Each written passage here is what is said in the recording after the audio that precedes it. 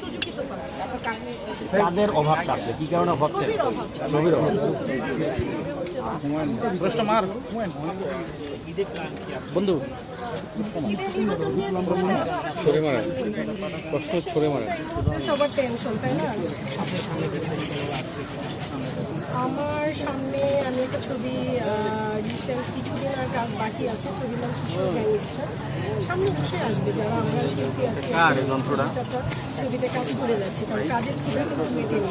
মেটার আগেই আমরা ঘরে বসে গেছি চলচ্চিত্রের এই অবস্থার জন্য। এই দুইটা একটা ছবি হচ্ছে, এটা নিয়ে সবাই ঝামেলা করছে, ইন্ডাস্ট্রি বলে না। ইন্ডাস্ট্রি মানে প্রতি সপ্তাহে 2-4টা ছবি রিলিজ হবে, তখন আবার দেখবেন যারা শিল্পী তারা কি আসছে।